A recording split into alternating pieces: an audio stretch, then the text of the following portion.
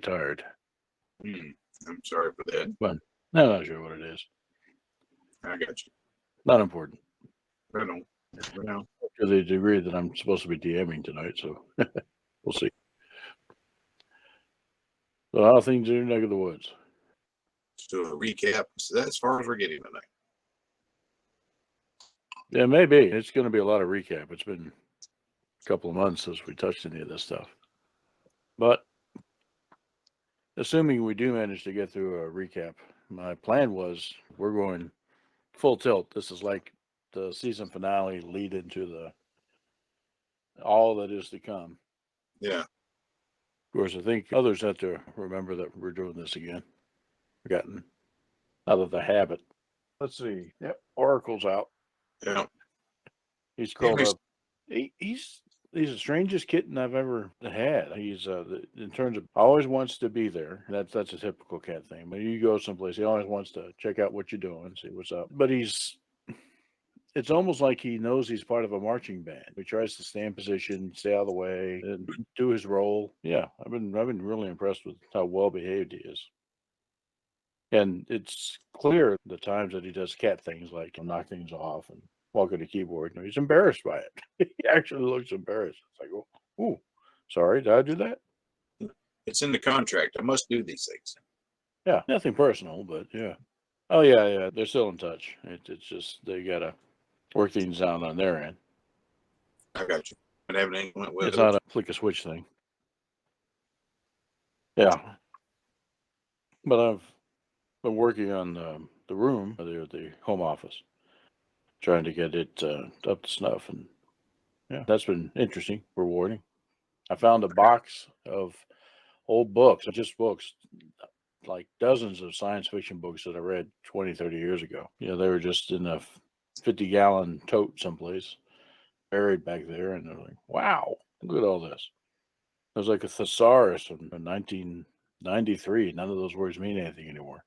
Yeah. Oh, good. And how'd enough? I think, you were going to say you're still having your blips. We got another call in for trouble ticket. Maybe it'll get looked at. Gotcha. The blips, the bloops, and the bleeps. Yep. It's Mr. Radar. You're being jammed. So how goes in your neck of the wood, Neff? Not bad. My water just boiled for my tea. 1 second, I'll be back. Oh, that's important. There you go.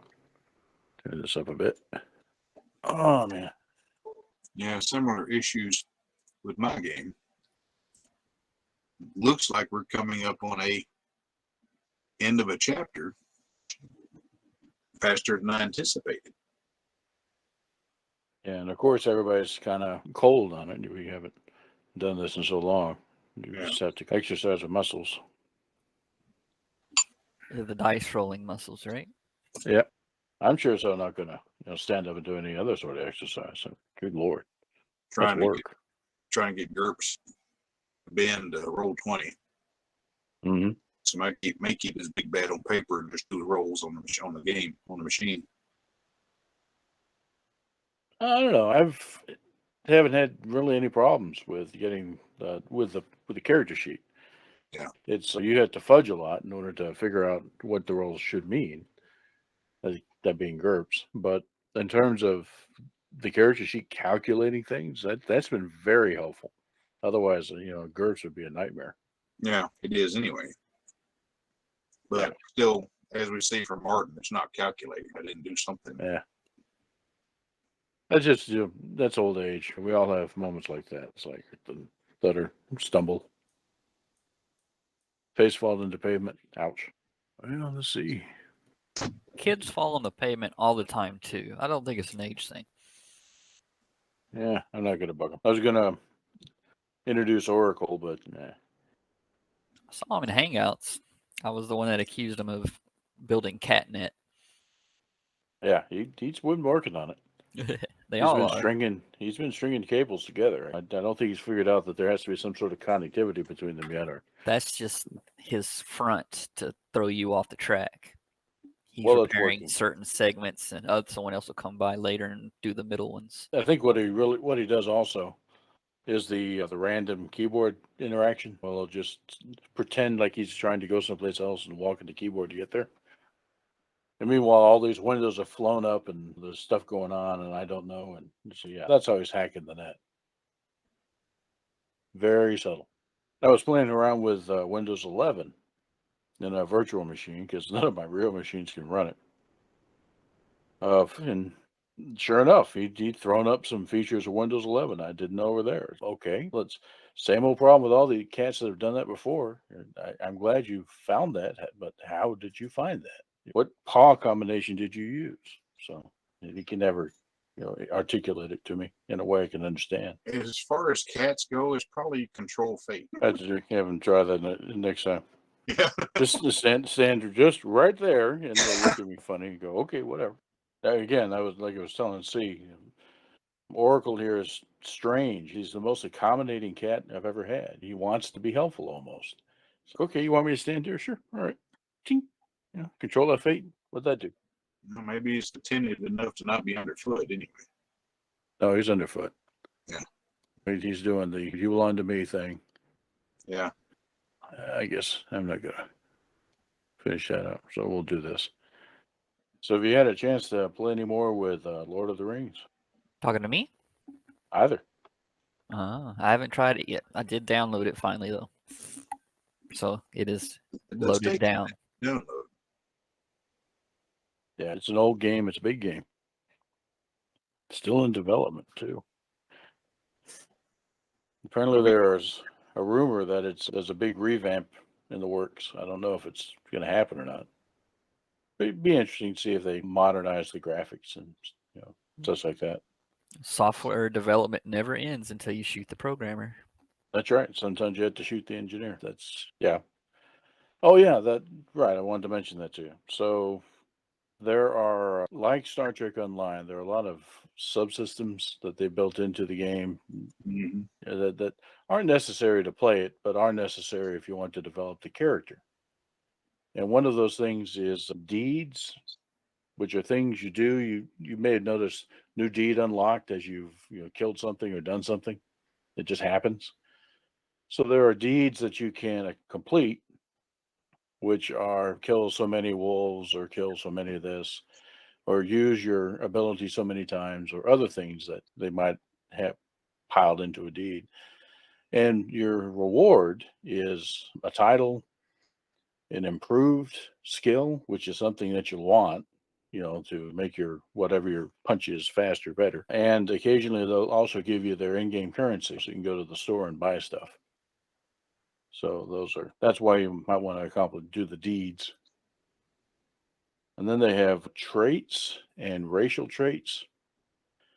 And the traits are interesting. As you do things in game, you're awarded points for, was this a honest thing? Was this a loyal thing? Was this a brave thing that you did? And they all build up. And then you can slot the ones that you get to a certain point and get bonuses for the character, passive bonuses. And you can also designate one to be one that you want points to go into more often than not if you want to just work on it. And then the racial traits, a similar thing to deeds. You have to unlock them, and as you unlock them, you can slot them for passive bonuses. And all this is, you just look for traits and deeds, and you'll find it in there. Let's see, what else? I heard say that there were these dirty deeds that could be done dirt cheap. Goblins or hobbits, one or the other. So let's see. Oh yeah, if you want to get a horse, if you're not paying, then you actually have to pay to unlock the horse riding skill. But it's not much. It's 95 of their credits, and you'll get that just by doing these deeds in the normal course of the game. So you might check to see if you have enough to purchase the riding skill, and then there you go. You have to do something to get you a horse or a mount, but yeah, I'll hold on to that. I've got 40 points in the store right now. And then otherwise, only that was helpful. It's ugly, but if you pay for the game, then there's a skill. You get the skill for free from a quest at level 20. And if you have what Chris and Joan have, the paid for it for life, they just get it. They can ride at level 1. Yeah. So, rank hath its privileges. Oh, man.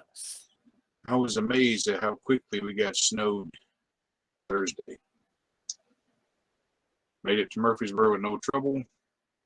Got to shop quarter till 7. Got there. We looked at it. It was starting to spit a little bit. We closed the door. 30 minutes later, somebody opened the door about 8 o'clock. It already covered the roads and everything. 2 inches or so. Sorry about that. Okay. Can I start now? Yeah, you can start now. Okay. I shut off the alarm.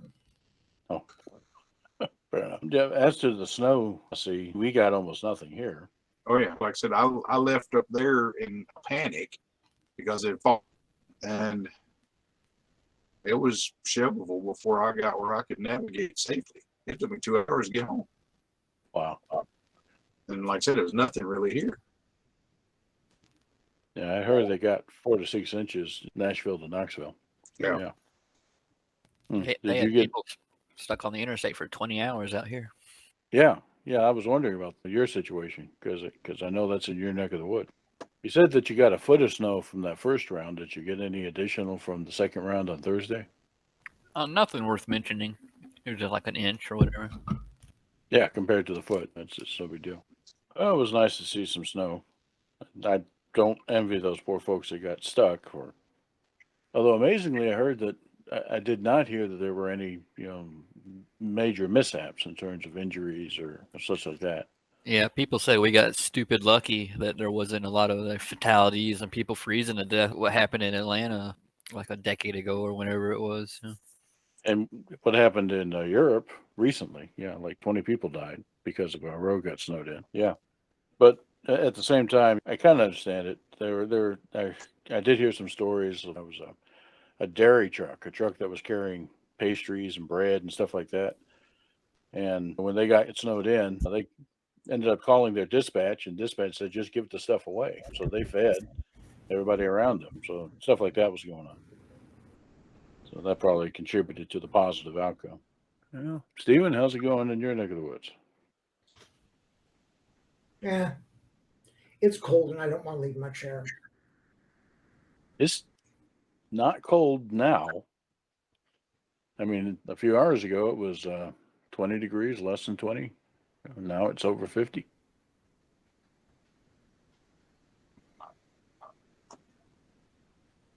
I have my thermostat set at 68 and I'm freezing. But if I turn it up, it runs all the time. Well, I recall this morning when it was almost single digits, mine was running all the time just to keep it nearly 68. And it was failing. I remember driving in Wisconsin once. It was so cold that with the defrost on full blast, which normally bakes my face, the frost was just slowly crawling down the window, out freezing the defrost. And I was like, wow. Yeah. You've seen Ice Road Trucker. I remember something that kind of shocked me, but makes sense, given what you just said, is the radiators on the big rigs. They had to reduce the airflow over them, which you think is insane if you're trying to keep the thing cool. What they're trying to do is prevent it from freezing. They had these little triangles, or rather rectangles, boxes. Anyway, some geometric shape that reduced the amount of surface area presented to air by nearly 60%. So this tiny little bit of air gets through there, and that's enough to keep the whole thing cool, enough to run properly. Because it's that damn cold. But fortunately, we don't have that problem here, even with as cold as it's been. So do you guys remember anything about this Traveler game? Let me see here. Loki was being attacked by some uglies. No, that was 2 games ago. Oh, we're on ships. I can't remember, Matt. We'll try to recap. Won't help. We'll be totally lost next weekend too. Let's see here. I believe Ron had befriended a small alien creature, unbeknownst to everybody, and he snuck him into work for weeks, feeding them, taking care of them, didn't let anybody know he was there. And now it's gotten big, adult size, and it's coming to his rescue.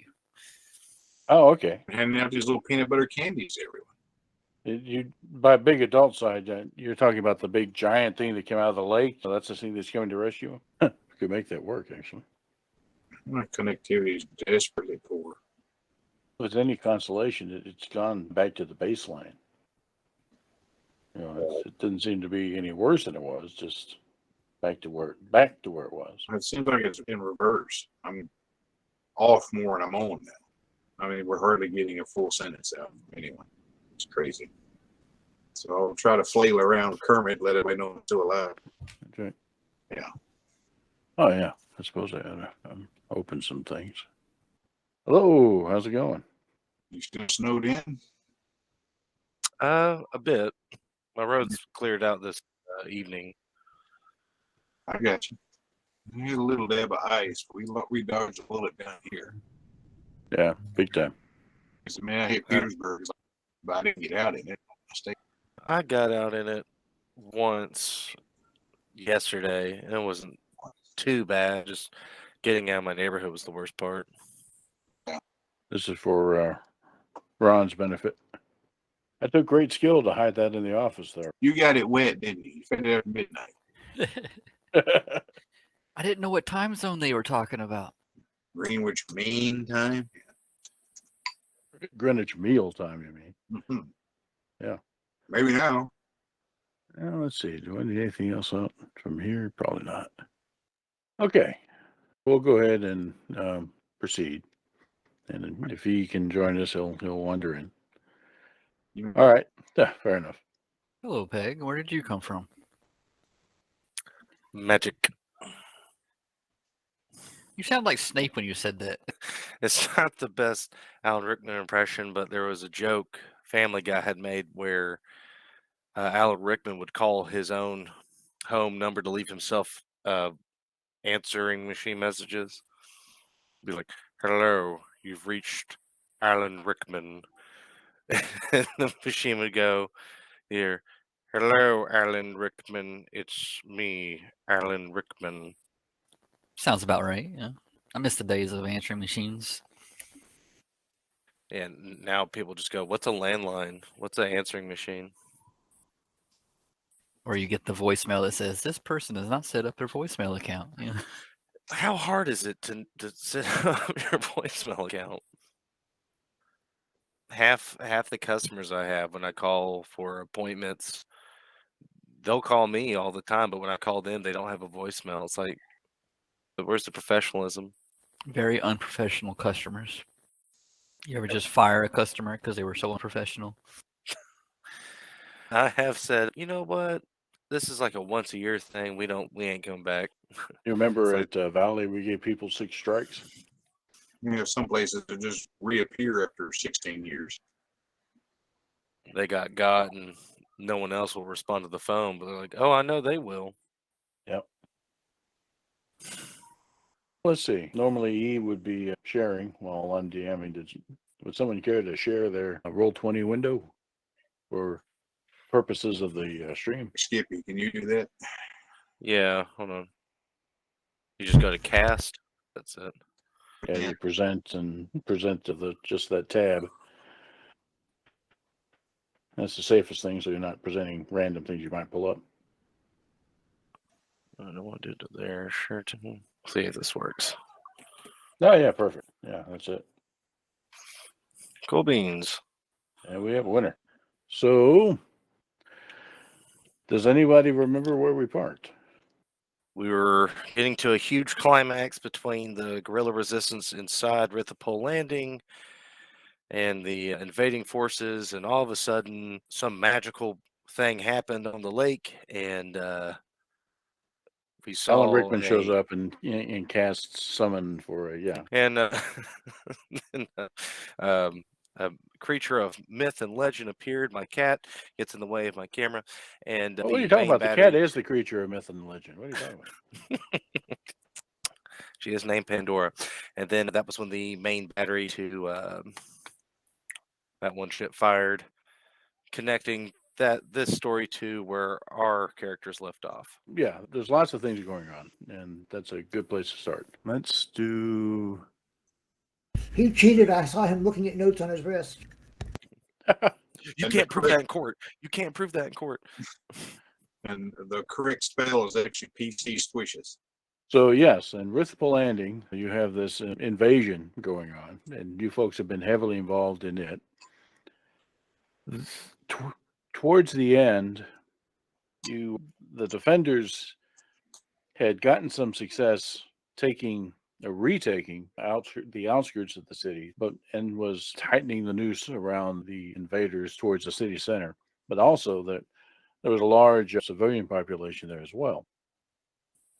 The thing that attracted the attention of the PCs, though, was this strange, kind of almost serpentine upwelling from beneath the city that seemed to be headed towards the capital.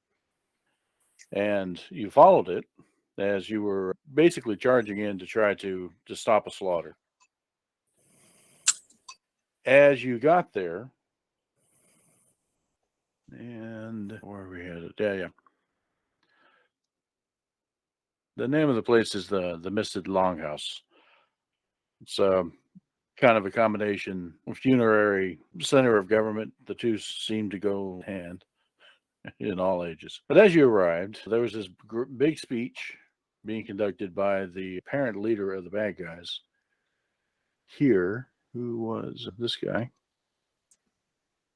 Zosar. And as you were approaching, Zosar executed one of the council members, Milo Stannis, who was the leader of the Dex. And you may remember, or may not, I think that's the purpose of having the recap. Let's see. Stannis Mile, rather. So that's Stannis, and another council member, Harriet, who's the leader of the Flights. You met them in one of the city gardens, and they had a discussion about when this invasion was beginning. They saw the writing on the wall and gave you the means to override both the Rithipal and the Bare Necessity, should it come to that. And you successfully shut down the Necessity, but not the Rithipal, which became important, momentarily. But yeah, Zosar is giving his great speech, and he's got these captive council members up there. To prove his point, he executes Stannis, and then turns his laser on Agatha and takes a shot. Something happens as he's shooting it. This kind of ray of light thing that you see is representative of this upwelling from beneath the city. It's just been shooting faster and faster towards the city square, and it just goes almost like a beeline straight for Agatha.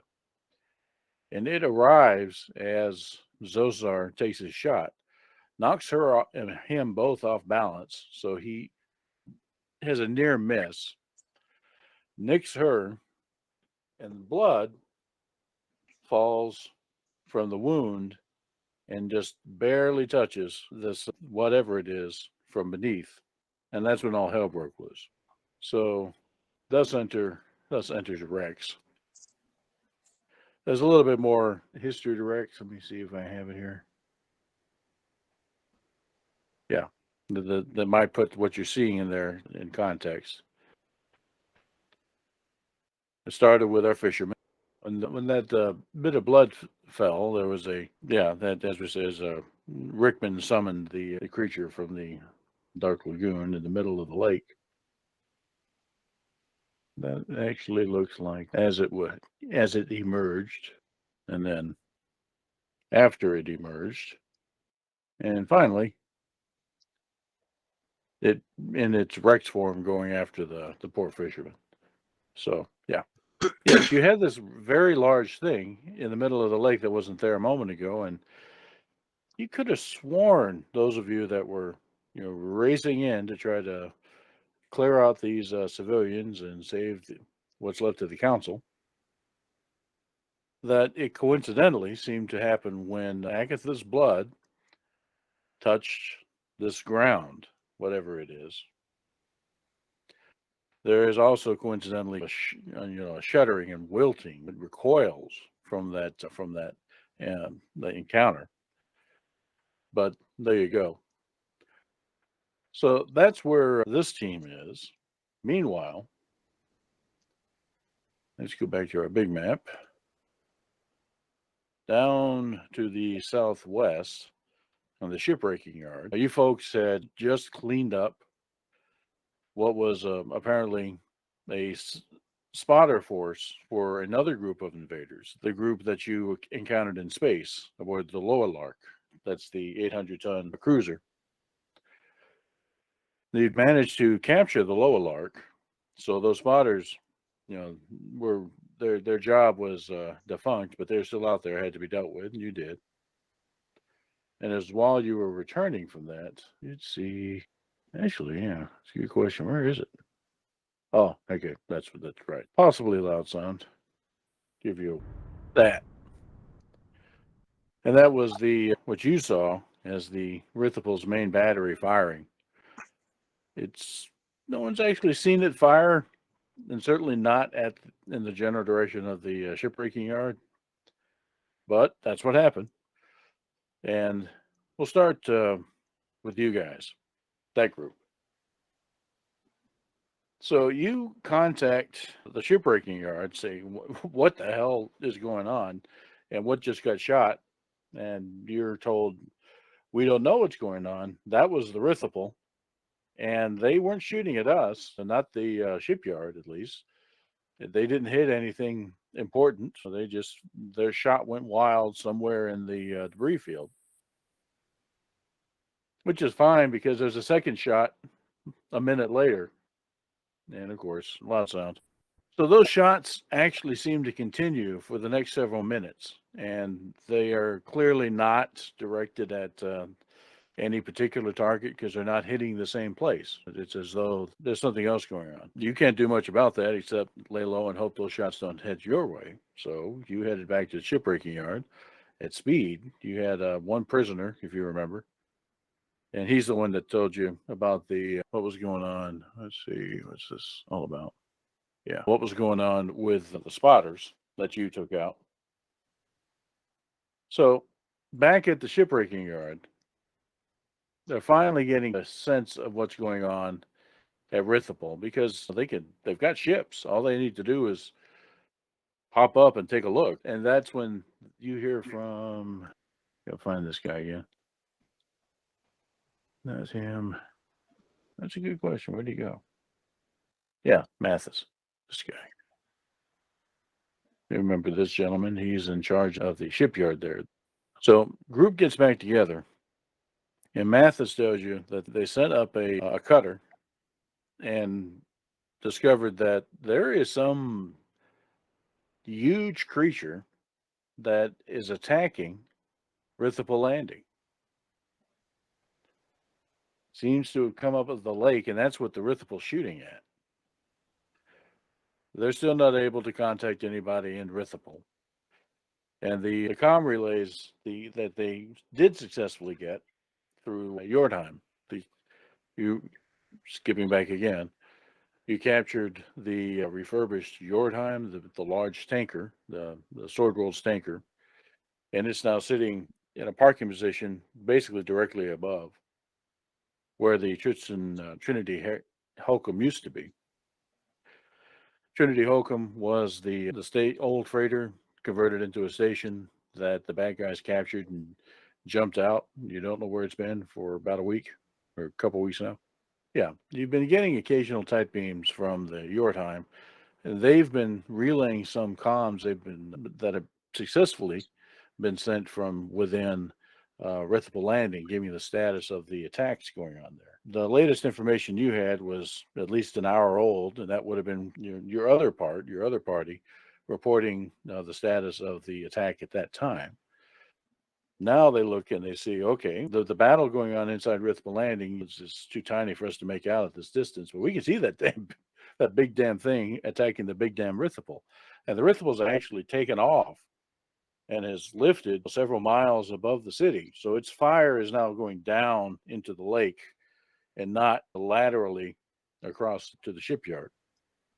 So that's why you're not seeing those shots anymore, but they're still going. They're still ongoing over there. Mathis, two things. One, Rithipal's under attack. There's this invading force and they need help. So Mathis has been organizing the folks that he has into the ships he has available to go over there and help, arm them up, and get them in position where they can do some good. But then they need to do something about whatever that giant thing is that's attacking the city in the Rithipal. He would like for you folks to get back in that gazelle that you pulled down and go and shoot at it. He thinks that'd be a grand idea and hopes you agree. There was also, weren't they? And then there was also that mystery from the people that were from that drone, Hunan or Hunan. Which was the original, one of the two original jump scouts that went missing, from the Rithipal over 100 years ago. And that involved what you heard from those two, to recap that, since we're in recap mode. It was piloted by a couple of folks, not you and you. Yeah, these two. That one and that one. Who were basically hired by Relemica, the albino leader of the bad guys of this Aslan faction that's attacking. They were given some coordinates with another ship, not the Scout, but just some other ship that was jump capable, to go and check it out. And they thought they were getting a lot of credits out of it. So yeah, sure, why? They weren't particularly upstanding citizens. So they went and got out there and realized, one, that it was a one-way trip. There wasn't enough fuel, and there was no. They realized far too late. No one was coming to get them when they made that jump. There was no way back.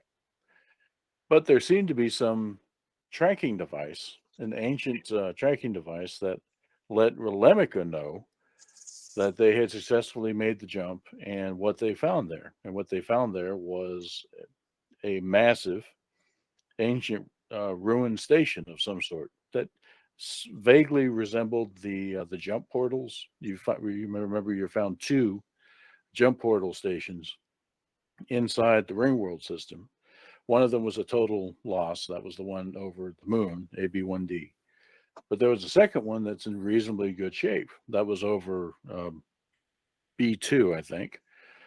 And that one, over the course of the years, has been the subject of a lot of archaeological exploration, even some efforts to try to figure out how it works. But this one was bigger still, and no idea what its function is or how it works or why. But it seemed to be important. And the other anomaly about that situation is they found a working ship there. That was the Munin. So the Munin is a modified Type S Scout, capable of autonomous jumps. It's capable of 2 jump 2s. The first jump 2 is into a system.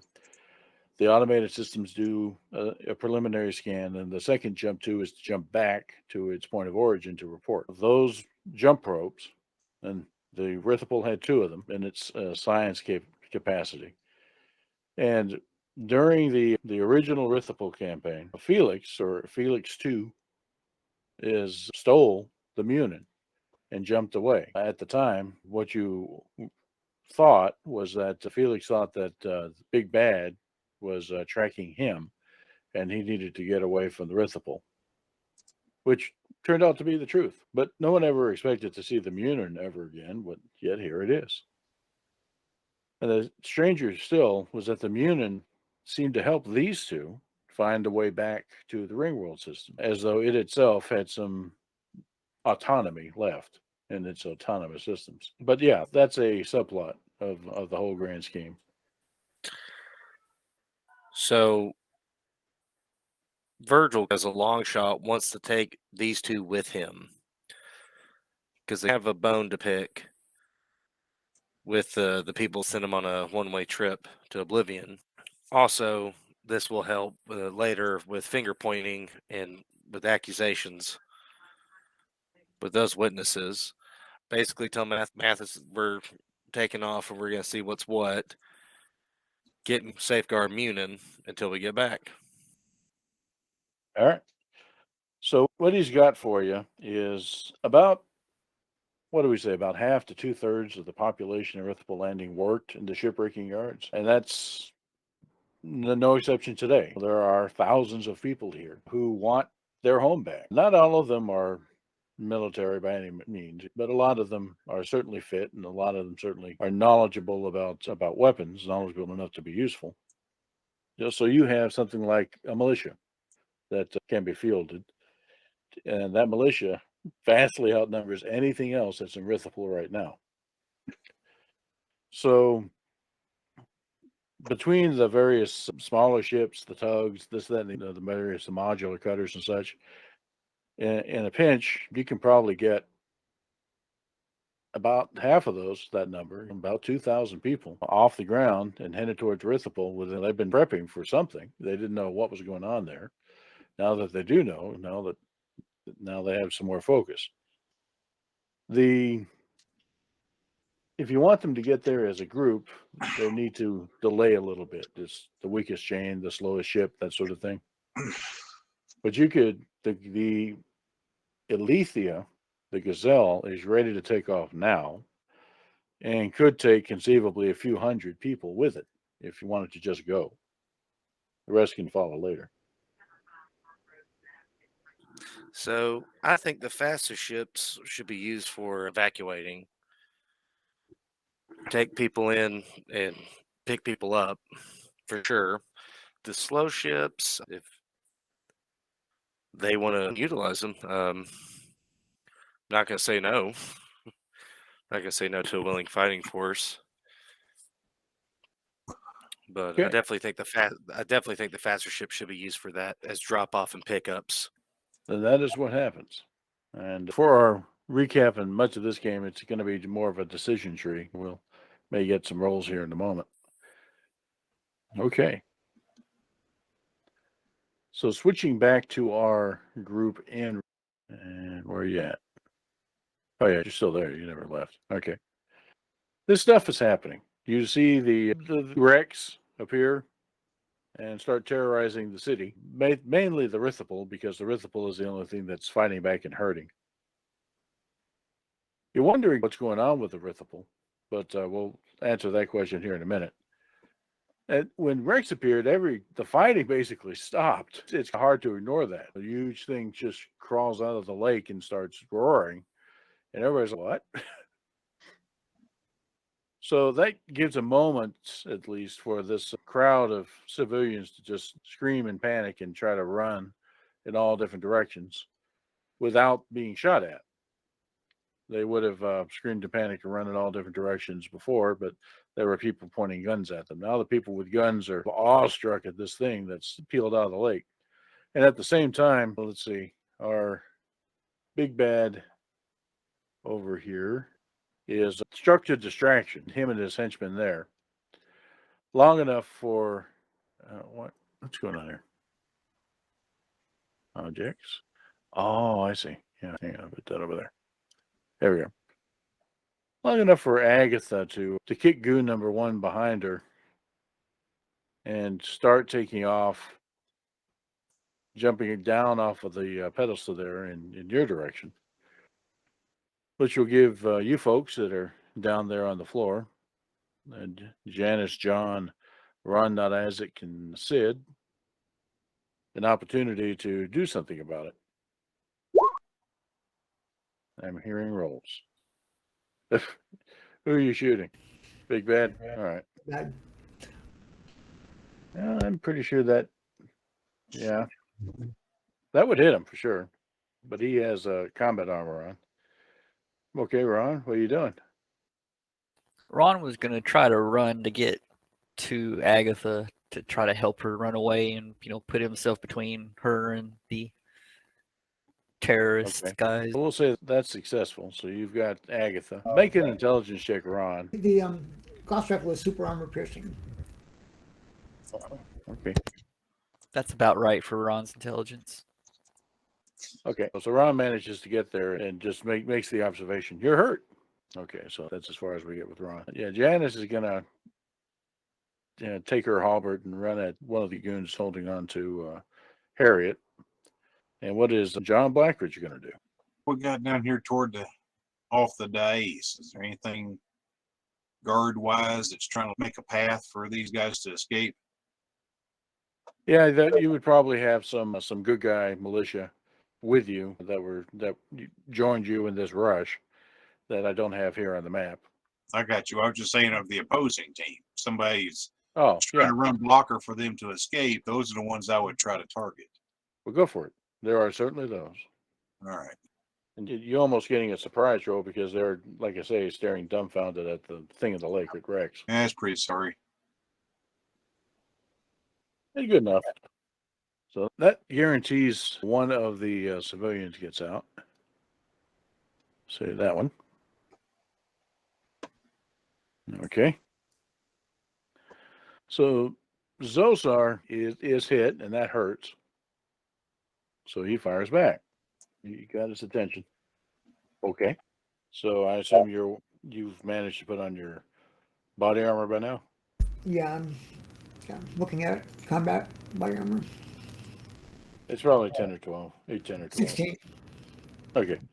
So yeah, you take a nice solid hit from that rifle that he's carrying. All right. We'll let you fire back. He's managed to find some cover behind some of these statues. Okay. Yep.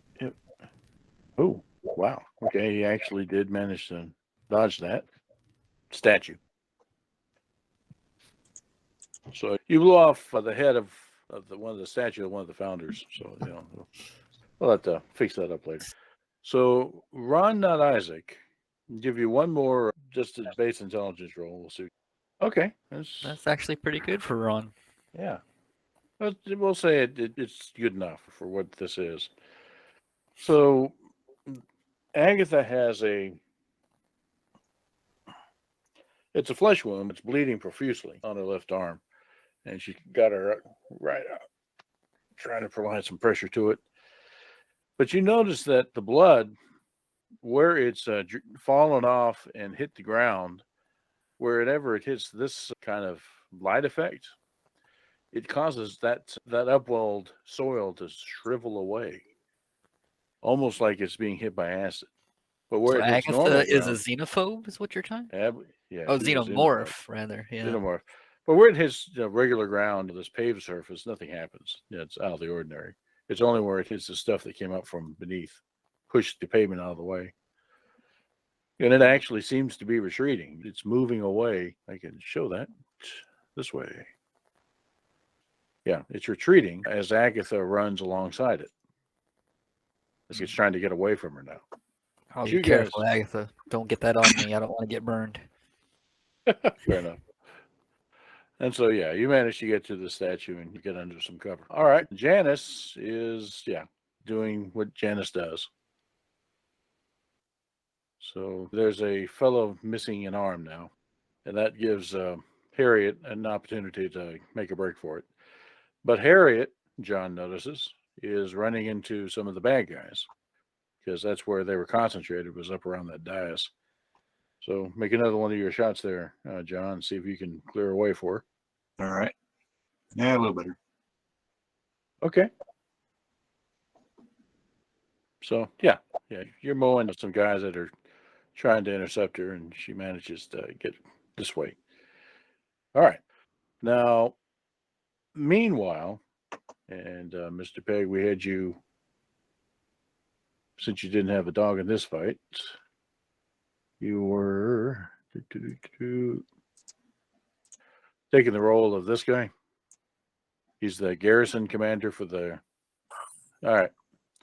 So what you're hearing, what Tim is hearing now directly from the Rithipal, which is an improvement on many fronts. There had been some radio jamming going on. You haven't been able to stay in touch with the rest of your troops, except for later, the laser uplink from the Yortheim. But now you're hearing from the Rithipal directly that the crew of the Rithipal has retaken the ship. The folks that came aboard and had it locked down, basically when Rex showed up, said, "You shoot that thing." And so they said, "Yes, we shoot that thing. And then we shoot you." So the crew of the Rithipal has regained control of the ship. Excellent. Which at that point, I'm asking for status reports as they can give you. Yeah, my second command, she's doing the same thing. What's going on out there? Yeah, as they can, just status reports. What are they seeing? We have any other friendly ships in the air that can assist? With the Rithipol back in friendly hands, the Rithipol quickly puts down the couple of Novas that were rogue. And that doesn't take long. So you don't have to worry about those. That liberates the other 2 Novas that you had that were laying low, not wanting to be shot at. So suddenly, you have air superiority. With air superiority, also, your folks that were around the starport, that battle at that bridge is suddenly going in your way because they're trying to bug out. They're trying to head into the starport proper to find some way to get out of here. Basically, Rex showing up has really thrown a wrench in the bad guys' plans. Because it looked for a while that they would be able to hold you off or at least cause a hell of a lot of damage before you're able to take them down and neutralize them. But now they're in disarray. Your guys are in disarray too, but less than the bad guys seem to be in a flight to escape. This wasn't what they signed up for.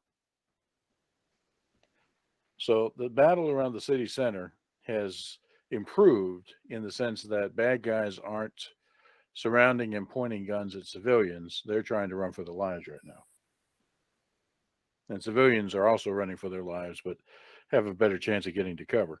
With you now able to directly communicate with all of your forces, so you have an opportunity to try to reorganize them from, hey, stop staring at Rex and go do something useful. The original plan I had with the people in the air rafts, that I still want to utilize for the civilian populace. Yeah.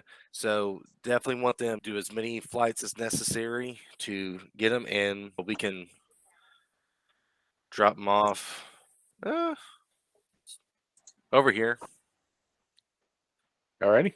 In a secured area. Just pick them up, drop them off, come back at, as if it's their call. I'm gonna give them their own control over this evac operation. They think it's too dangerous to go back in, call it. I'll give them autonomous command on that one. As for the fighters, right now we have a bigger issue on the horizon. If you see any insurgents, take them out or capture them if you can. I'd like to get the battle suits, the Novas, up to help down here, but also, if necessary, go help with the Rex. Okay, I'll just roll 2d6, and we shall see. It's a general fate roll. Okay, so here's how that turns out, and we're not going to go into excruciating detail. But over the course of the next hour or so, many of these groups of insurgents flee towards the northwest, but you're able to capture a fair number of them, say a company's worth, and do manage to evacuate most of the civilians of the city center and retake it. It's going to be touch and go for a while, and you need to get your militia out because you realize they booby-trapped things. Thanks, guys. And so you're going to have to go carefully clear the government offices before you allow people back in there. Meanwhile, to the south, these folks try to hole up in a couple of hangars in the starport, but before they can do anything serious in terms of stealing another Nova or leaving, your forces manage to get in there and pin them down and rout them. So the starport situation is stable. And the group that was fighting these folks over in the academy, same thing. The academy folks retreated into the starport. These folks went and secured the area around the necessity because, hey, the necessity has some guns on it. We might be able to use that. And they've managed to get it back online. The only remaining pocket of resistance is in the academy because there seem to be, call it special forces, bad guys that have particular things that they were after trying to get, and they're still trying to get them despite the distractions outside. So that's where you have some of your power armor guys, your battle dress in there trying to root them out, while the other folks are trying to pull the researchers out and get them to safety. Otherwise, things are simmering down on that front. Meanwhile, the Rithipal, zoom out a bit, has been pulling Rex to the south and basically distracting the big bad, whatever it is, so it doesn't go into the city. They'll shoot it and not kill it, which is really alarming given this is the main battery of the Rithipal. It's a gravy gun, but they're hurting the thing, and it's noticeably irate, and it's very fixated on the Rithipal and headed towards the thing that's hurting it. So that's what the Rithipal's doing, is trying to draw it away from the city into the wilderness. And we'll try to figure out a way to deal with it there. Inside the city, we'll get back to our group there. You do have another challenge to deal with. And let's see. Okay. Make sure everybody's on the same page. So, hour or so later, you guys have regrouped. You've got Harriet and Agatha as survivors. At this point, you don't know where the two remaining council members are. That would be, see if I can find them for you. Oh, yeah. Zoe, you remember, was the last surviving original member from the Rithipal, aside from Agatha. She was the academic. And let me see if we can find this other guy. Where is he? Liam. He's the tech. He's their engineer. You haven't seen Liam at all in all of this. Not sure what the deal is with him. Zoe, folks think, is involved in what's going on at the academy right now. So she's probably there. So that leaves Harriet and Agatha. As I say, Stannis is dead. You have managed to capture Zosar. So you've got him. All right. So yeah, Zosar has a big halberd to his neck. So how would you folks like to proceed at this point? Because you see that the rest of the troops are evacuating civilians. The city center is being cleared. You've got bomb disposal teams looking for those booby traps that have been laid. We really need to get the council members to cover too. Where do you want to go with them? Yeah, that's just it. The obvious places are obvious. We need to do something silly. Found a Chuck E. Cheese or something. Dear yacht, the Blackridge Estate, so the Chuck E. Cheese on 3rd Street. Yeah, it's all good. I've been told as long as it's a Waffle House, you're good to go in bad situations. You always respawn in one if you're in Georgia. That's right. So yeah, you find someplace. There's, say, a fisherman's bar down near the wharf. That place is crawling with irate fishermen that are gonna shoot anything that they don't like. And fortunately, they like those two council members, so it'll work.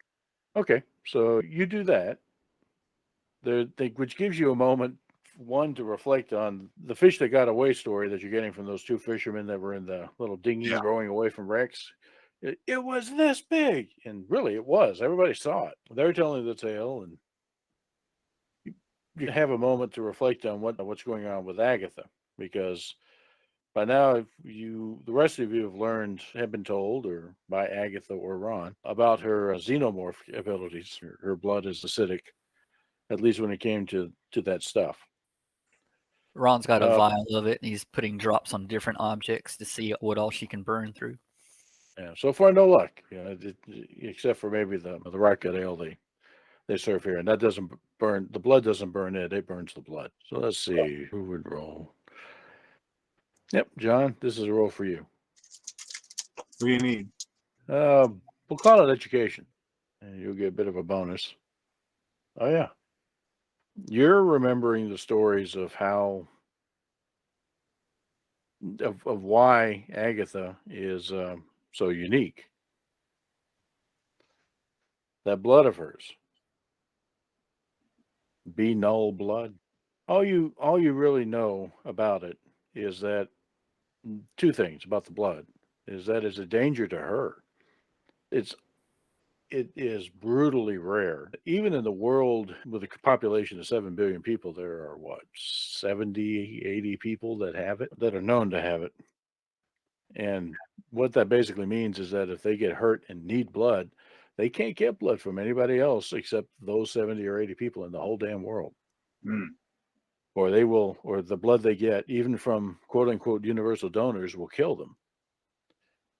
So it's a burden to somebody with that blood type. And in her case, it's been the only thing that's kept her alive all these years, because she's been injured and had a need for blood from time to time, is Doc Washy. Way back when, came up with a way to synthesize a blood type replacement for her. Science to the rescue. It's that has kept her alive when she's needed medical attention. But the other effects of this blood type are less well understood.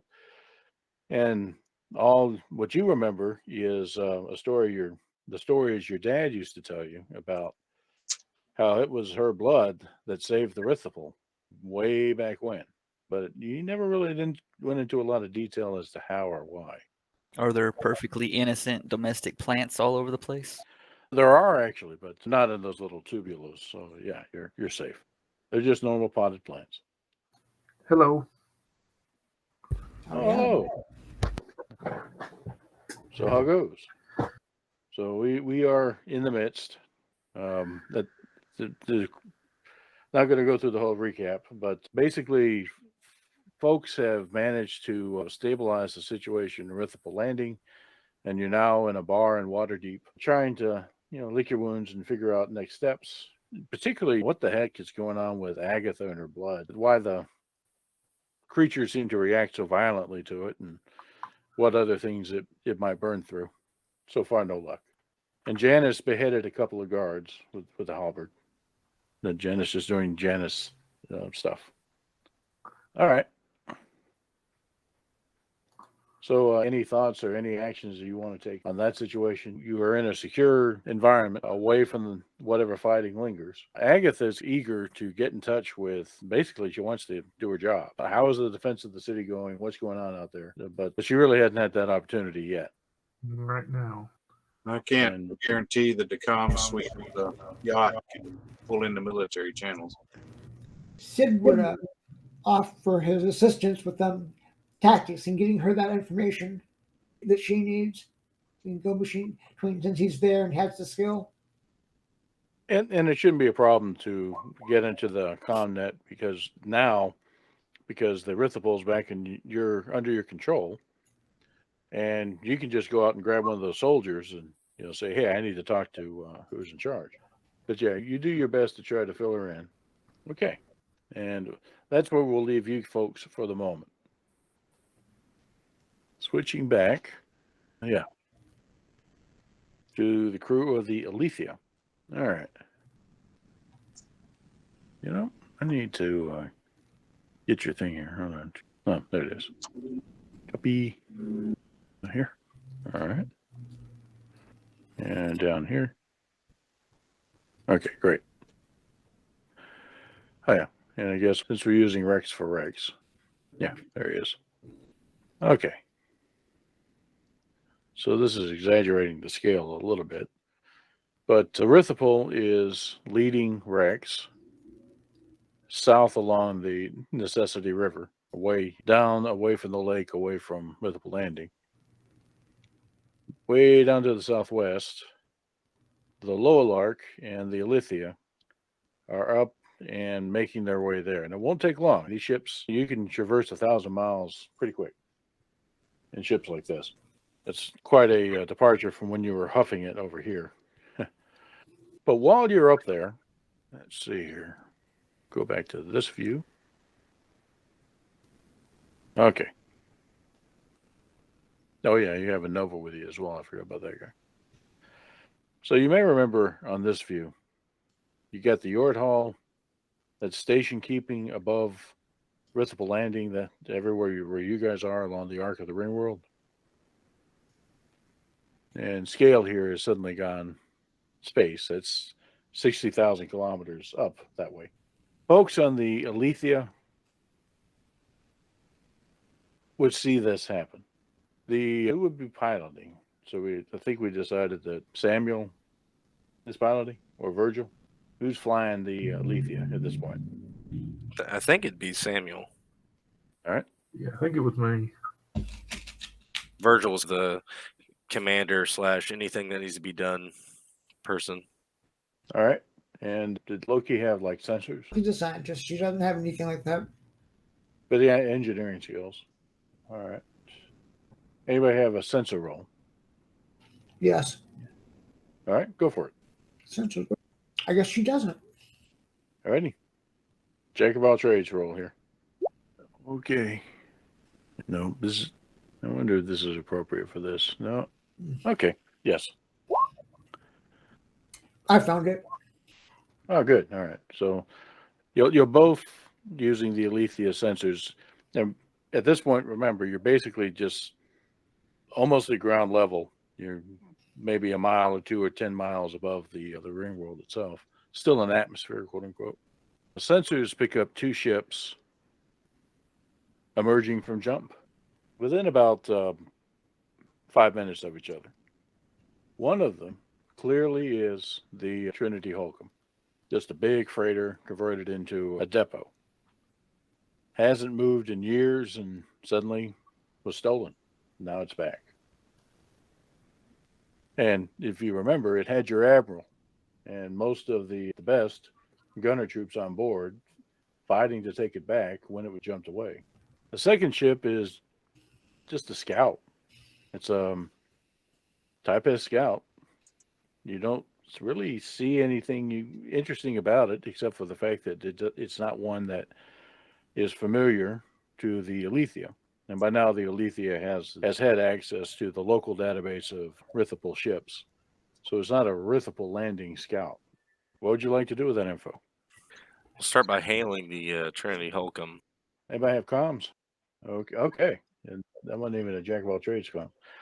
So you're pretty sure you're hitting all the right buttons, but there is no response from either ship, except that the Holcomb orients itself and lights off in the direction of the Yordle.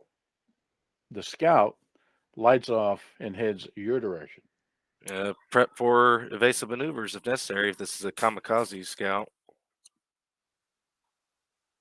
It's a ways away. It's going to take a while to get there. Let me actually Fire the main cannon. shoot it, Bitterman's call. but that's what he says. Virgil, By the way, yeah, delay that. it is in range of all of your weapons. This is short to medium range for the weapons on the Gazelle. I would tell the other ships, whichever one's faster, track the Holcomb. If someone try and warn the Yordle, because we haven't heard from them, whether they're successful or not. So just someone send a line out to them, hey, you got something coming behind you, and see what we can do about the scout. Okay, so it would take about an hour for the Holcomb to reach the Yordle. It burns at 1G and the typical accelerating, decelerating thing, and it would take the Scout, because it has to catch up about a similar amount of time, even though it's burning 2Gs, it has to catch up with the ring world in order to be able to match your velocity.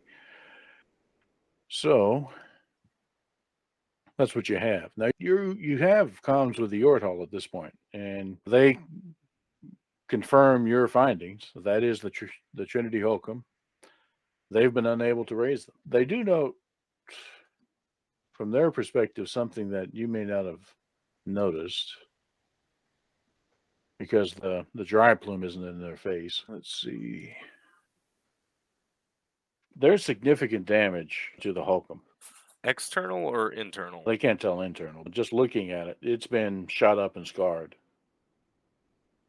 And that had to have happened after it jumped, because it was not under attack from our forces prior to it jumping.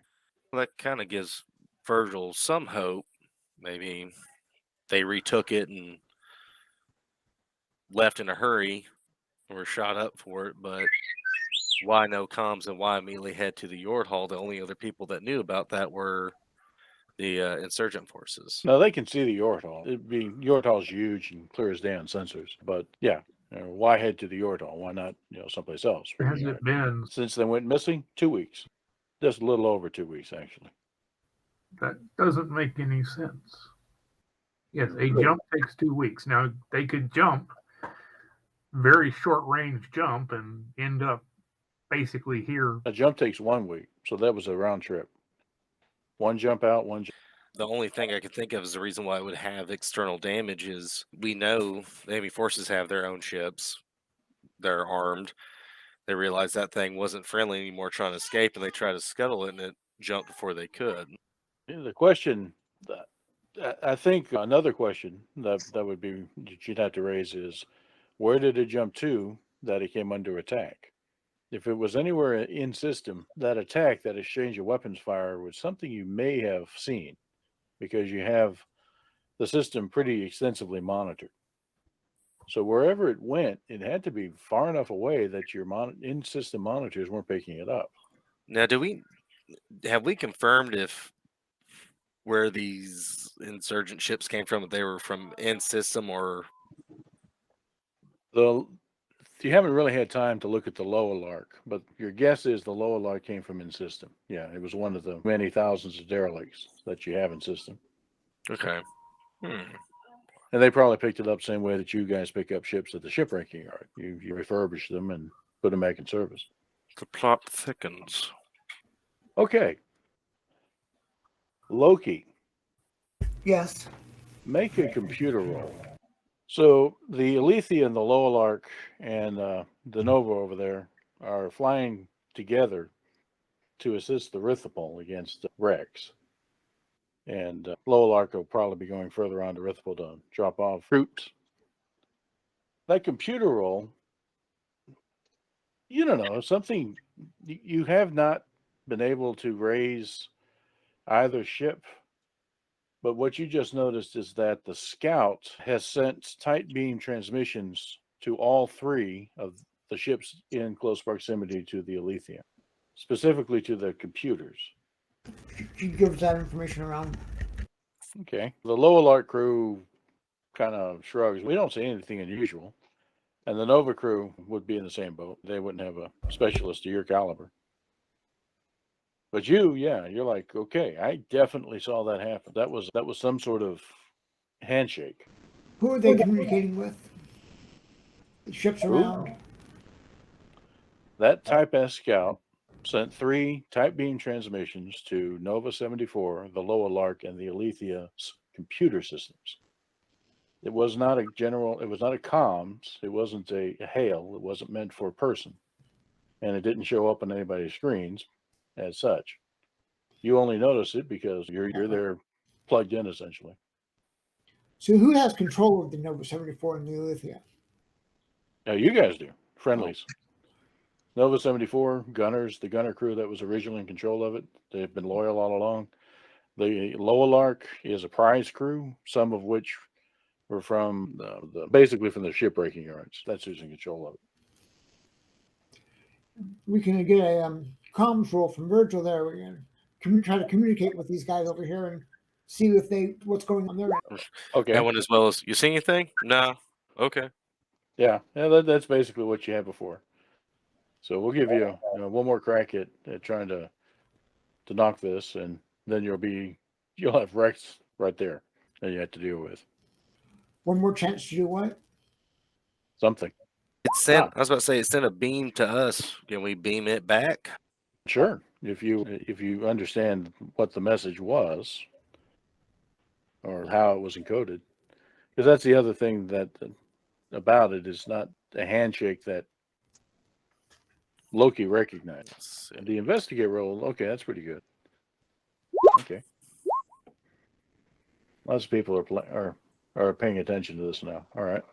So between the investigate, Anna's and Virgil's investigate rolls, and you folks are kind of playing at okay, what's going on with this computer message thing? Okay, Chris wins. Chris has saved the day. Okay, anyway, let's see. Did I have that here? It'd be so cool if I did. No, I didn't load it here. Oh, I did, maybe. No, that's not it. All right. Okay. For those rolls, this is the result you get. The Eliethia does not seem to have has not retained whatever that communication was. In fact, from Anna's roll, what you can tell is that the Eliethia did receive it, and then some protocol that Virgil understands is not original programming in this model ship. It's something that has been programmed on top of the base operating system. Deleted that message, essentially antivirus, think. But you don't think that's the case with the Nova. And you don't know what's going on in the lower large. Would have fired the main cannon when you had the chance.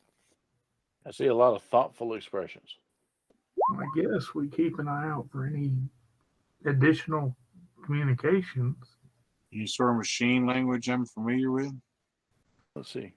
You're frustrated by the fact that anytime you try to analyze the signal, and the signal does seem to repeat periodically. There's not a regular signal, not regular length, duration, or content, but it keeps up. But anytime that signal is registered by receivers on the Eliethia, it's immediately discarded, and you don't have data to analyze. That said, you look at what's going on the computer systems on the Nova and the Lower Lark, and it is registered there. But again, all you can see is the fact that it was registered. You can't actually make a copy of it on the Eliethia, because when you attempt to do it, it's immediately discarded. That makes me think it's Chrome Tech right off the bat, because this would have been told to ignore that. Yeah, there's something going on in the Eliethia that's just odd. And That's Loki? her first thought. She'll speak that. And Loki has already had some experience with things on the Eliethia that are just odd. Do you remember it powering up without any power source? So what, you think we have a possible AI that's also being an antivirus? Well, this ship is. It was told to ignore things that wasn't ours. Stick that computer that I've had forever out the porthole and have it pick up the signal. Well, while you're doing that, I'm getting someone to warm up the cannon. Okay. We're going to follow Isaac's advice at this point. Fire the main cannon. The Priss is ready. Yeah. That's right. Okay. So at that time, let's switch back to our folks in Rithipal. Let's see here. Yeah, I don't need to do this. So you folks managed to get down to the bar in Waterdeep, right? Yeah. Yeah, way about right here. When you begin to hear fire from outside, okay, what now? You thought this area was pretty much under control. So anyone who takes a peek outside sees some of the militia is shooting at this that has somehow clawed its way out of that fissure in the earth and is stomping towards the bar in Waterdeep. Are its claws approximately the width apart of all the bodies we found in the other building? Exactly. Yes. Ron nods knowingly. Ron wins tonight's memory award. So yes. Ron runs. Yes. Ron's right. This is apparently at least a close facsimile of the critter that destroyed that defense tower. And now it seems to be pissed off at that bar. Must not like the food. Since some of the food certainly disagrees with him. The bar owner never thought those 1-star reviews on Yelp would ever come to this. Mm-hmm. Whoever took my halberd from me, go poke it. So Stab Agatha first, and then go with the bloody halberd, then go stab it. Pegasus does not like this plan. No, it's No, it's bueno.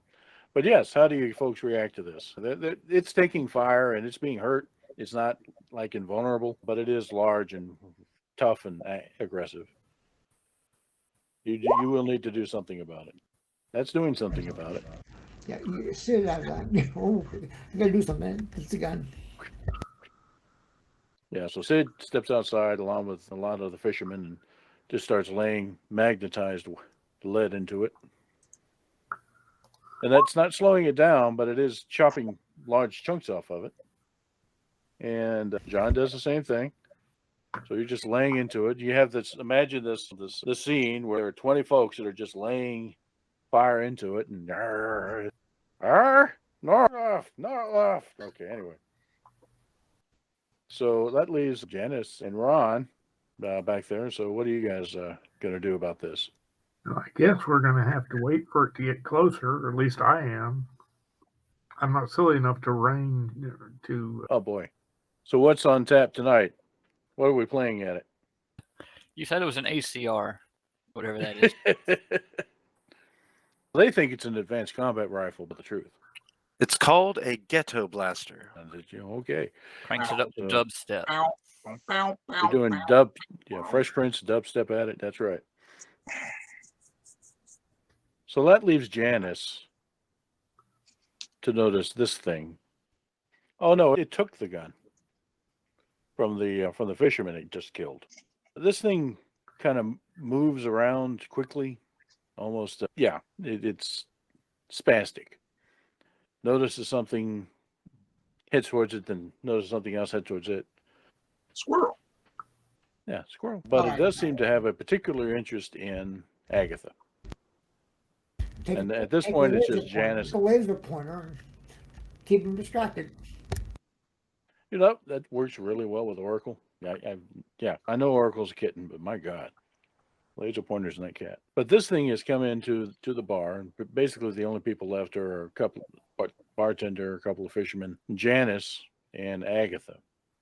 And it seems to Agatha and make a beeline towards her, raising the weapon.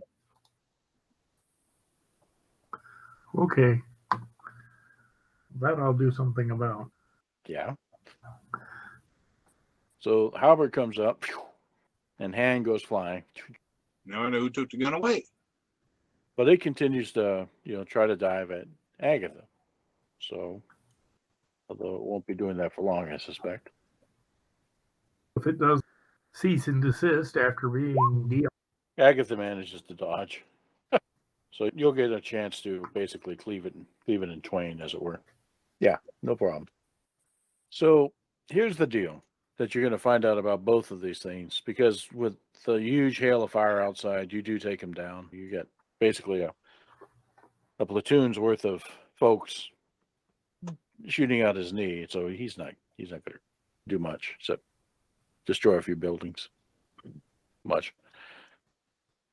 But both of these seem to have the same sort of armor, the bio armor that you noticed was a component of the stuff that was upwelling from the ground. I'm not sure that your group had made the connection between this bio armor and the bio armor on like the Monsalamus stuff that eventually was incorporated into ship designs used by Rithable Landing. But that's what it is. It is the same stuff. This Risen Ancient is a very odd duck, as the smaller one, because he clearly acted with intelligence. He saw the gun, he knew how to use it. Whereas this thing outside is just this huge, strangely. Let's see. Any of you have any sort of science skills in the group that's in science, history, archaeology? If not, just make a base. Make an education roll. Oh, wow.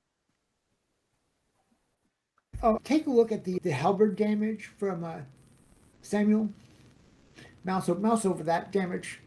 That was a lot of ones. Yeah. Oh, that's tradition. We're getting him out here now.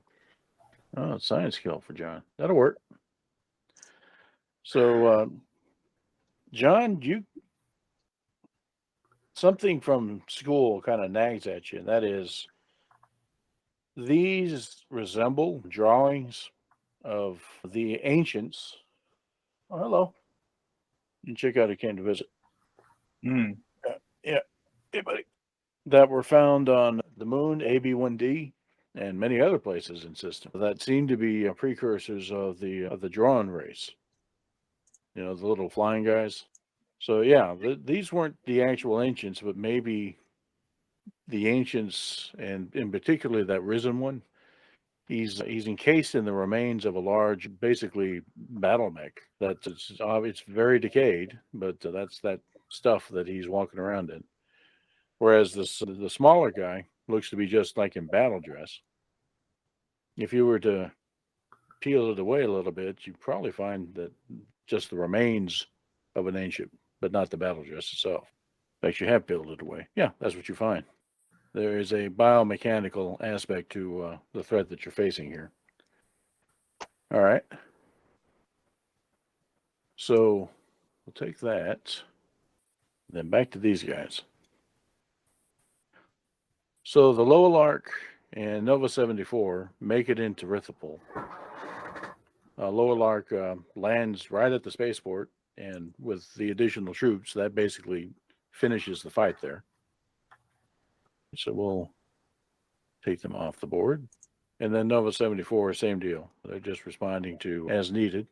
The Eliethia, you join Rithipol in fighting Rex. And Rex, after many minutes and many rounds of being shot in the face, by plasma and gravy gun, is not looking good. And then you guys show up with additional plasma weapons and lasers, and pretty soon you carve Rex up into very large dragon-sized chunks to fall into the river. But in the time it took, that scout and the Holcomb have gotten closer. Was the Yordhall out of ability to move itself? No, Yordhall can move. You folks just sent her up there to station keep. At that time, because that's what the bad guys expected her to do. They had captured her and were moving her into that position. But she can move, yeah. And I think after 20 minutes of not being able to contact the Trinity Holcomb, she begins to move. But she's huge. She can accelerate at 1G, and the Holcomb already has a lead, so all the Yordhall can do is turn around and slow that intercept down a bit, and that's what it attempts to do. All right. So the important point I want to make: is the scout burning on a rendezvous course, or is it burning on the scout? I'm glad you asked. I was about to talk about this. So normally, when you are going from point A to point B in space, and in ships that thrust, you accelerate in one direction, flip and decelerate in the other direction, so that you arrive without crashing into whatever it is you're trying to arrive at. The scout has not flipped. It is continuing to accelerate towards it past the point that it should have flipped to start decelerating. open fire? That's what I'm going to say. We need to open fire on it. And Virgil would agree. And the Rithipol would agree, because that's an aggressive act. That's turning that scout into a kinetic kill weapon. Okay, open fire. Start rolling some dice. Bitterman says, I knew this 30 minutes ago. Bob's going to be out there on the whole of the ship here while it go by. Okay. It's just a scout, but it's maneuverable, and it's still not point blank range. So you managed to score a few hits, but it's not enough to stop it. It's still coming. You're pretty confident, though, that given the fact that you have another 5 minutes of fire, you're going to melt it by the time it gets here, even with its evasive maneuvers. All right. Okay, let's see. Yeah, that one. So the Rithipol and Eliethia both are arcing up out of the atmosphere, trying to get better shots at this thing as it's coming down. Still not quite understanding what the situation is, but clearly it's hostile at this point. There's no question. When far below you, quite unexpectedly, the Lowelark blows up. That's not right.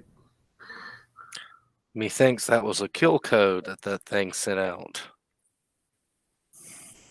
The Lowelark at this point had landed at the starport, disgorged its troops, was supporting them, was offloading the remaining tank, and then boom. The boom. Now, these are fusion engines. So fusion engines don't go boom. They can melt, and the melting is generally keeps the damage localized. It can be terrible damage, but it doesn't go boom. Now, what boom were the warheads and the missile racks on the Lower Lark?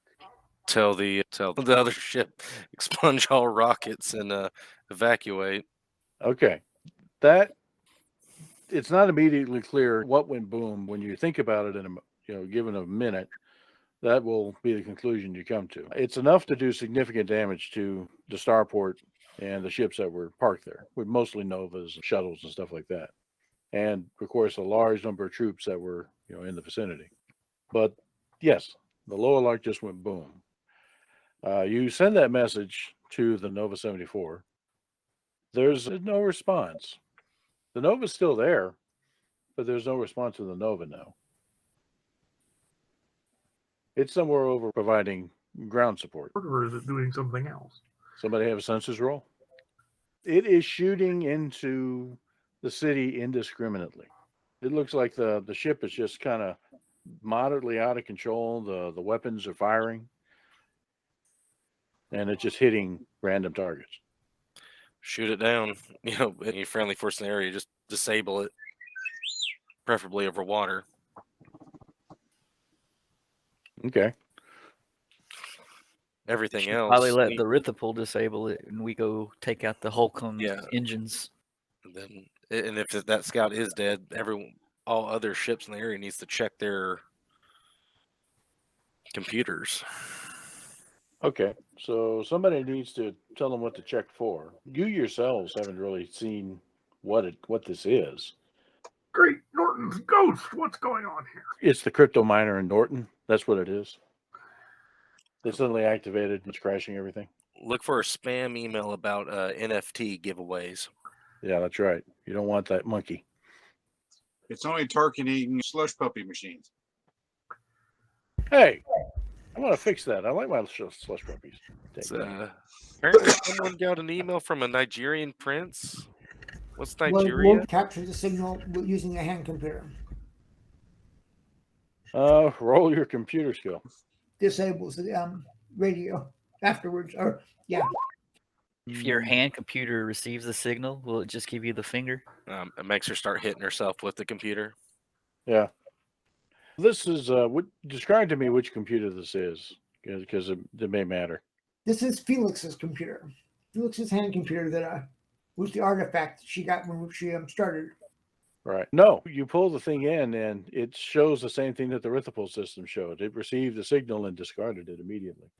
But you do instruct. Okay, other people will notice. Say, what gives? The ship just blew up. The other one, it's just firing randomly. There's something crazy going on. So yeah, you can at least tell people, you pay attention to your computers, or shut systems down, or something along those lines. Be cautious, and we'll see how that goes. Everybody do a level 1 diagnostic. Oh boy. Okay. So that's happening down there, and indeed, you do manage to melt the scout between the Rithipol's fire and the Eliethia. There is the matter of the bits. Just because you melt an object that's hurtling towards you in space doesn't stop the mass of the stuff hurtling towards you in space. So you need to continue to try to melt the little bits into littler bits so that it tries to burn up in the atmosphere or does a minimum damage spread out over as wide an area as you can possibly make it, or a different area ideally. So you continue to shoot at the little bits to make them littler. That's going to be an ongoing thing for the next 10 minutes, all the way till it hits the ground. Let's see. Meanwhile, though, the Ordhall and its escorts are motoring away from the Trinity. And earlier on, you got word to the Ordhall. You ought not to be listening to radio chatter. Okay. Once you explain to them what's going on, they're not listening to radio chatter. So they don't seem to spontaneously go boom or anything.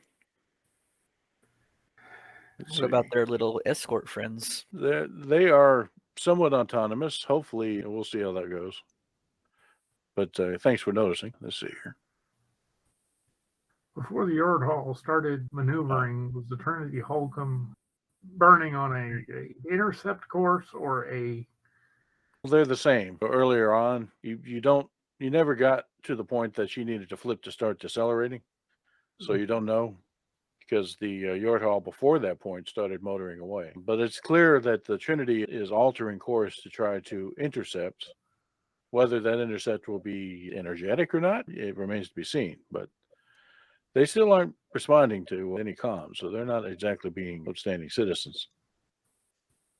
But there was something I wanted to point out to you. As you're working with the scout, dealing with that issue, something comes up from the other side of the ring world. Yeah, this guy. You remember what you left on the other side of the ring world? The little drones of the Mont Salamis. There are now, they have combined, and now they are one. And there you have it. Something that looks a little bit more menacing than those little whiz-a-doobobs, which are pretty menacing. It is headed towards the Trinity. So anybody with a tactics roll or experience of those in that regard? Let's see. Yeah. Oh, it's perfect. That'll work. Both of you remember from reading up on the tactics of the Mont Salamis fleet entity. Basically, you remember it was 1 million ships that acted as a single organism. Is that their warship classes, and this is clearly a warship class because hell, your own sensors say it is. Their typical attack was short-range kinetic kill. They would the larval types would just ram, as you saw before. But the warships would close to within 10 or 20,000 kilometers and then fire off high-velocity projectiles that just shredded whatever the target was. They don't have energy weapons. They don't have guided missiles. It's just this short-range kinetic kill stuff. But they can accelerate so damn quickly that it's devastating if they can get close. And yeah, apparently this thing's decided that of all these ships out here it can see, that's the one it wants to kill. Curious. Go for the big one first. Well, I don't think it's necessarily that. Yeah, the biggest ship here is the Yordhall, 9,000-ton freighter. The Erythipal is 2,000 tons. And that begs the question, why is it that one as the threat or the worthy kill? Post life on it? Yeah, if it's picking something up you guys can't, you just don't know what that is. But that's clearly where it's headed. It popped right out from behind the ring world and is it's accelerating at 6 Gs and will definitely be able to intercept the Trinity before it gets to the Yordhall. Now, I don't think I'm speaking out of turn, but I don't think anybody believes that they're trying to save the Yordhall. There's something else going on. It sees it as I would say a threat. That's the only thing I can The think freighter of. is the biggest threat out here. So if That makes no we sense. shoot at the Holcomb, maybe it'll think we're friends and leave us alone afterwards. So for your efforts, the debris of the Scout does impact, some of it does impact in the vicinity of Rithipal, but there's no significant property damage, no loss of life from that. So you're spared that indignity at least. But whatever happened in terms of the transmissions, the effects of that, it remains to be seen. Okay. So what's your next move? Monitor this situation. Try and get our best heads together. See if we can't see what's going down in Rithipal Landing, but see if there's anything anyone down there could say. Okay. We need to get rid of that. Pris and I still think we should fire the friendship cannon at the Trinity's engines. Can Loki pick up anything on sensors that would be interesting about the Trinity? Okay. Give it a try. Yeah, go ahead and roll your sensor roll. And you've been at this for a while, so we'll give you a good bonus too. To roll. Okay. Yes, you pick up an unusual amount of engine output. The ships have an energy profile that's normal for them. based on their normal power allocations to propulsion, life supports, etc. Your sensors show that the Trinity has almost all of its power allocated to propulsion, for perhaps more than is safe. And certainly that would indicate to the engineer in you that there is very little power, if any, allocated to things like life support. So she's actually burning more than her normal 1G. She's actually maybe doing 1.5 Gs. The other thing about the sensors is that you can tell by mass that she's pretty much depleted all of her fuel, which is to be expected, given that she made one jump and then another jump to return. You see the remains of boarding pods. What's unusual about the boarding pods is that they're still attached. Normally, boarding pods, when you're done with them, they go back to whoever sent them. But these boarding pods are still attached, and they're not from a single military. They're not Soleimani boarding pods exclusively, or they're not Swordward boarding pods, or not Imperial boarding pods, or what have you. They're a mix of different types. Something you would find in a pocket dimension? Yeah, something like here. You found a mix of all sorts of different ships. There was a reason for that. Here, you're not so sure. There are at least 20 boarding pods, and they're not only, they're just from all sorts of different militaries. And they too, they don't seem to have any power. They attached to the thing, and they stayed attached, but powered down, or power expended. And another freebie that you rolled so well.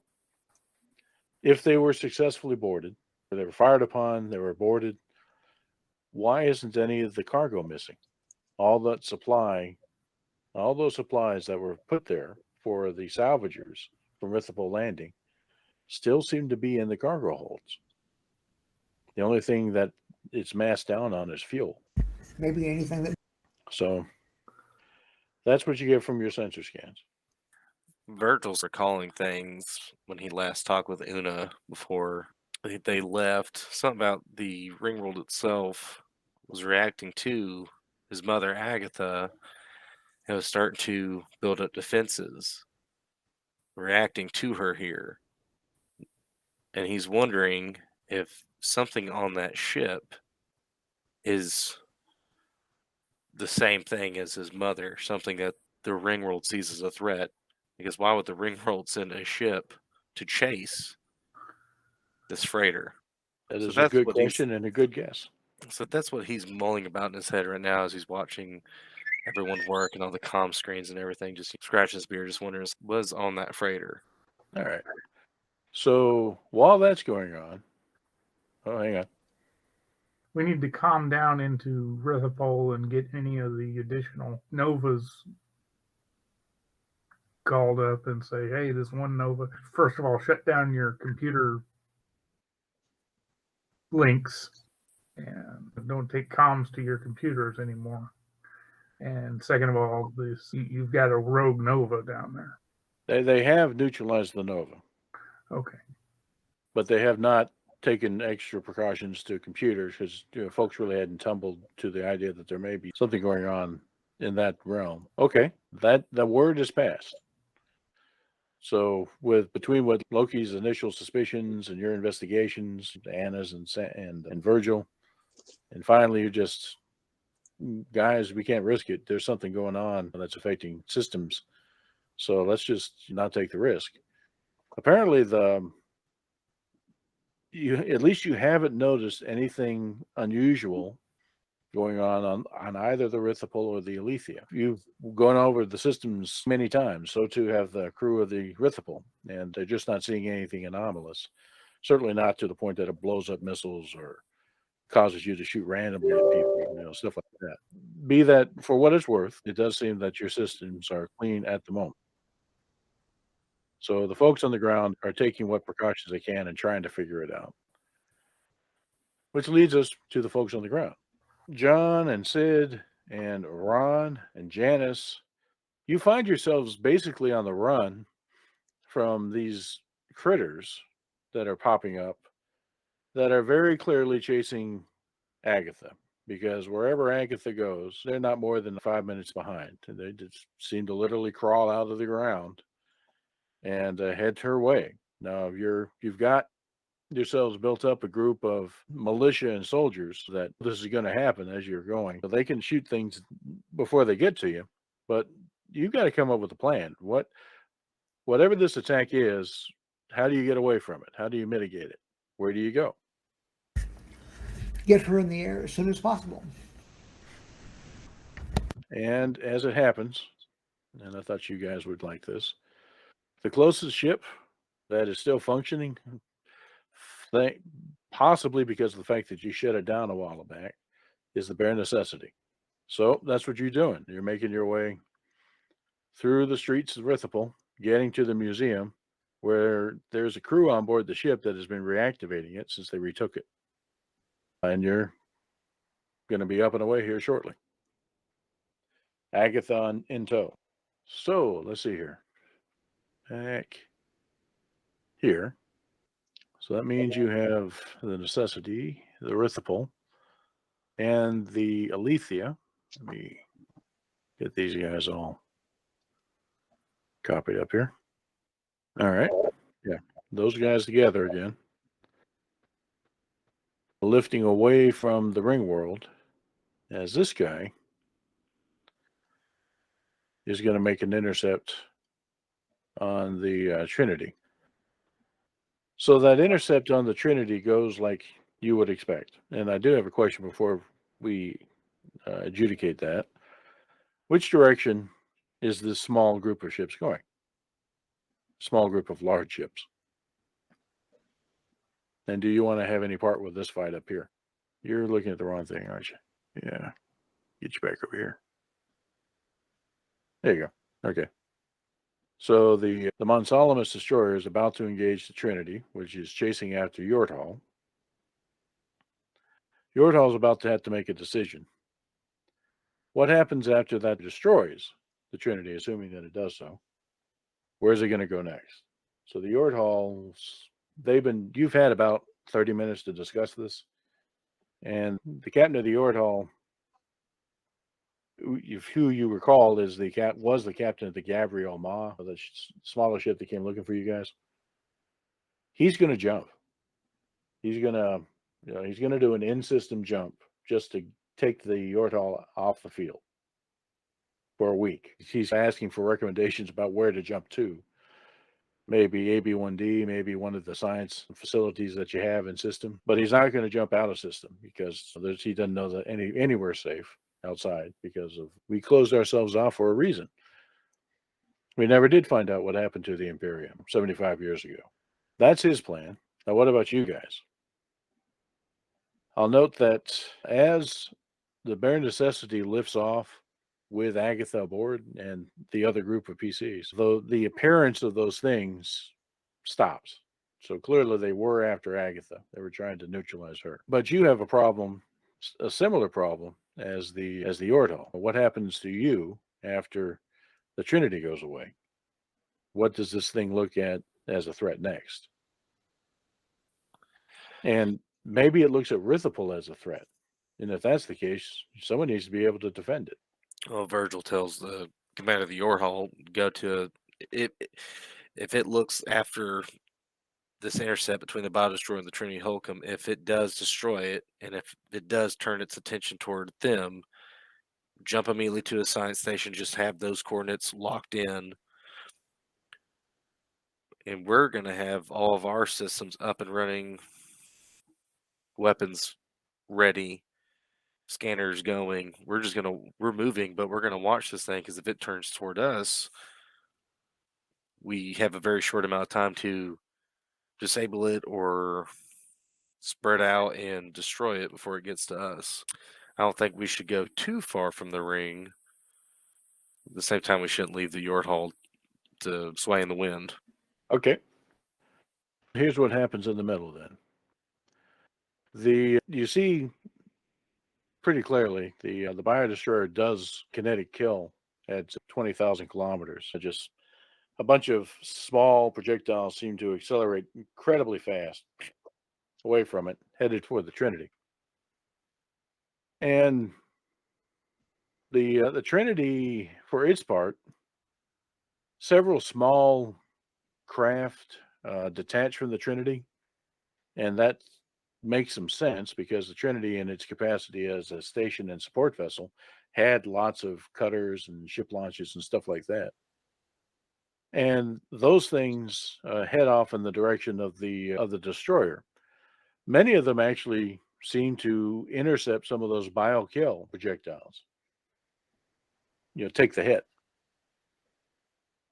But at least one or two actually make it all the way through to the Trinity, gashing a huge couple of holes right down the middle. But it doesn't stop the ship. The ship continues thrusting with less thrust because engines were damaged, heading towards so the destroyer, which has been decelerating, but not to the point that it's going to come alongside. It just needs to be within a certain speed range to do its kinetic kill. Fires another volley. Now it's at 10,000 kilometers. This time the Holcomb attempts to evade, which is less and less viable the closer the destroyer gets. But the closer the destroyer gets, the less damage those kinetic kill projectiles do because they haven't had time to accelerate. So it's just a balancing act there. Again, a couple of them hit and rip right through the forward section of the Holcomb. But the Holcomb doesn't stop. It just keeps going. It's as though the damage that it takes to its cargo areas or crew areas has no effect on the operation of the ship. That alone should raise some eyebrows. Oh, Virgil go ahead and tells the Yorhall, jump. There's something about that makes no sense. So the Yorhall wastes no time. It instructs those two escorts to get away so it can jump safely. And when they are far enough away, poof, Yorhall's out of there. Now the destroyer is at 1,000 kilometers. There's a small debris field. The Trinity Holcomb's turned into kind of a comet. It continues to accelerate, but bits of it are left behind. So there's this debris field that's spread out over like 1,000 kilometers now. It looks like that's the destroyer, based on its trajectory, unless it makes an adjustment, might actually go through that debris field, which could be bad for the destroyer. It does another one of its kinetic kill shots. Let's see. This time, from that 1,000-mile-long debris field that's been trailing behind the Holcomb, a large number of tracks light up. Missiles, about 200, heading for the destroyer. The destroyer didn't have time to get out of the way at this range. It's point blank, essentially. So the end result is the destroyer is destroyed by that massive volley of missiles. Poof. And the Holcomb, almost down to one engine, is still there. Just a husk of a ship with barely an engine to spare, half a G acceleration. And it turns around slowly and points back towards you. Fire the friendship cannon already. Take aim, mind the ranks, boys. And whoever said Chrome Tech. Out of its own debris field. It's arcing around it, yeah. So yeah, the ships open up. You three who are there and active and in space just go nuts. And that half a G is going to take it a long time to slow down and then begin accelerating your direction. But anybody with a gunner skill or anything like that, feel free to roll it. And we'll see how much destruction you cause. Okay, I think that's everybody. My characters wound up being on the opposite teams they were supposed to be on. Oh no, everybody has access to a gun. Oh yeah, I see what you're saying. You want to shoot it? You can shoot it. Okay, yeah, that's fair enough. So yeah, Bitterman leans out a window. Screaming, yeehaw! I'm aiming right. for the tires. Yippee-ki-yay. Several volleys later between the three ships, I'm sure that you reduce what's left of the Holcomb to slag, and its engine, the last flickering engine finally gives out, and it just keeps on drifting on, what's left of it. There you go. That was scary. And in all of that, you have no idea what's happened to the crew, to the admiral, to his troops. Any of that, you never got a clue, a whisper throughout that entire encounter. Maybe there's some prisoners back at Rithpole Landing that could tell us what their original plan was for the Trinity Holcomb. Start there. So the ships turn around and head back home. Would say that Rithpole can't really, it can land if it wants to, will land, and if the Bear Necessity wants to land back where it was at the starport, link up with the defensive forces there and just see what's the sit rep. So that is the plan. Everybody heads back home. So we'll do a little cutscene before we fade off into the ether. So Una, remember Una and her crew from several score miles away. She looks up and she sees this meteor shower, multiple streaks of things burning up in the atmosphere as they're heading down towards the ground, and is concerned. We focus on one of those as they land in that glacier that's strangely located in the middle of things. I wonder if this is the right music for this. We'll see. And if you recall, this is the debris of the Scout. So out of the crater, look in there. There's a little pulsing red light, and fade to credits. Thank you, Matthew. Now, the characters don't know what's going on here, but you all have had some foreshadowing, right? So I'm pretty sure the players have at least an inkling of what you just faced. Yeah. Okay. And why the red light is bad? Yeah. Okay. Good. That turned out all right for not having played in a couple of months. Folks remembered you had guns and you can shoot things. Yeah, that's good. All right. So next time you're picking up with this threat that you have to figure out what's going on and the effect that it's had. Yeah. And that may have to come. So, guys, thank you very much. Welcome back to Gaming Saturday night. Hopefully we will continue in this vein for some time. I hope y'all won't be so hesitant to use the friendship cannon in the future. It solves all problems, doesn't it? Be well all. Yep. Good show, gang. I enjoyed it. Thanks, everybody. You take care. Good night. I know, y'all.